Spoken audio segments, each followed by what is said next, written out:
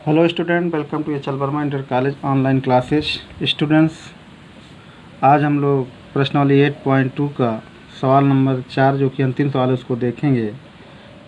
इसमें हमको ये बताना है कि ये कथन जो दिया है ये सत्य है या फिर असत्य। जैसा कि हम लोग स्क्रीन पे देख पा रहे हैं कि पहला है, चौथे का पहला पार्ट जो है वो दिया गया है साइन ए प्लस बी बराबर साइन ए प्लस साइन बी। ये दिया है कि मतलब जो बायां पक्ष है वो दाहिने पक्ष के बराबर इसमें दिया गया है, लेकिन ये बताना है कि ये सही दिया गया है या फिर गलत है। तो हम लोग मान लेते हैं कि अगर ए का मतलब कोई कोण है तो हम लोग मान लेते हैं कि पहला जो कोण ए है वो है 60 अंश और कोण बी वो है 30 अंश। तो क्या होगा, ये हो जाएगा साइन और ए की जगह पर 60 अंश रख देंगे और बी की जगह पर 30 अंश रख देंगे। और इसी प्रकार यहाँ भी साइन 60 अंश प्लस साइन 30 अंश कर देंगे।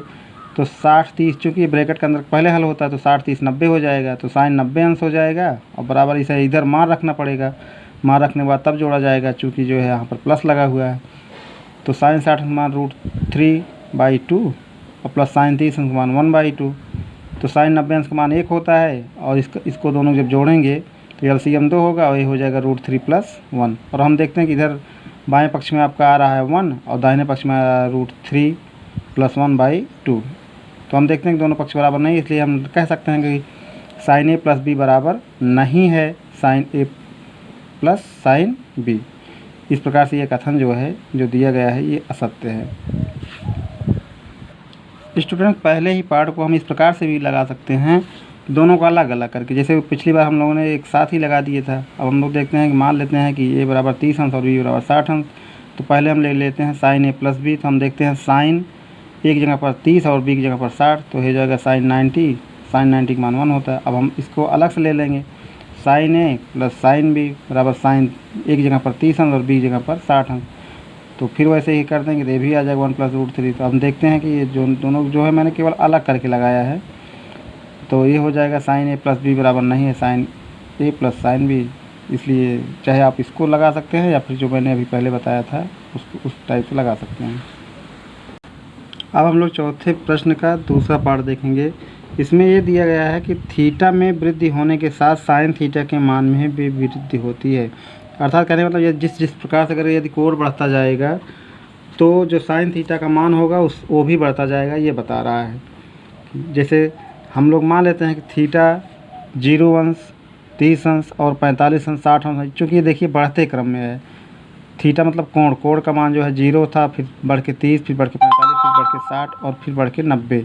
ये कह रहा है कि जैसे जैसे थीटा का मान बढ़ता है वैसे वैसे साइन थीटा का मान भी बढ़ता जाता है। तो हम लोग देखेंगे कि साइन थीटा बराबर हम लोग 0 रखते हैं तो क्या होगा, 0 साइन 0 का मान 0 होता है। 30 अंश का मान 1/2 होता है। साइन 45 अंश का मान 1/√2 होता है और साइन 60 अंश का मान √3/2 होता है। तो हम लोग देख रहे हैं कि जैसे 0 से बड़ा होता है 1/2 और 1/2 से बड़ा होता है 1/√2।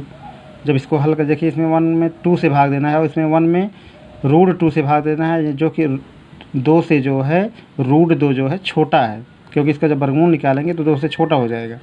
जब छोटी गिनती से भाग देते हैं तो ज़्यादा बड़ा मान प्राप्त होता है, यानी 1 में 2 से भाग देंगे जो आएगा भागफल उससे ज़्यादा बड़ा होगा यदि 1 में हम √2 से भाग देंगे।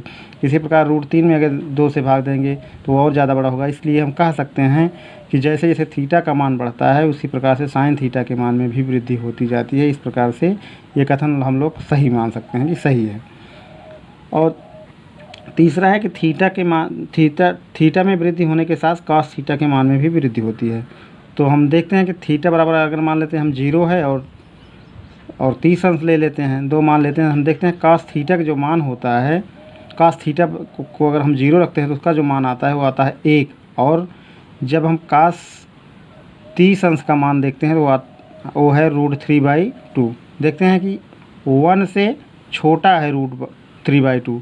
तो हम देखते हैं कि जो है इसमें कह रहा था कि थीटा में वृद्धि होने के साथ cos थीटा के मान में भी वृद्धि होती है, तो वो नहीं है, क्योंकि 1 से छोटा है √3/2। यदि हम √3 का वर्गमूल निकालेंगे और उसमें 2 से भाग देंगे तो बहुत छोटा हो जाएगा। तो हम कह सकते हैं कि थीटा का मान बढ़ाने पर cos थीटा के मान में कमी हो रही है और इस प्रकार से ये कथन जो है वो असत्य है। चौथा पार्ट है कि थीटा के सभी मानों पर, यानी थीटा का जितना भी मान, यानी जैसे 30 अंश हो गया या 45 अंश हो गया या 60 अंश हो गया या 0 अंश हो गया, कह रहे हैं कि जो भी थीटा का मान रखेंगे आप, उसमें जो है कॉस थीटा का मान और साइन थीटा का मान दोनों का बराबर आएगा।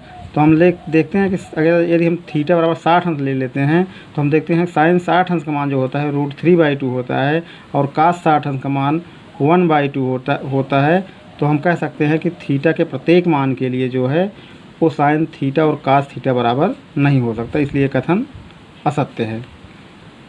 अंतिम है जो है 5वां पार्ट, वो है कि यदि हम a बराबर 0, यदि हम कोण का मान 0 रखते हैं तो काट 0 अंश का मान जो होगा वो अपरिभाषित होगा। तो हम देखते हैं सारणी के माध्यम से काट 0 अंश का मान जो होगा वो अपरिभाषित होता है।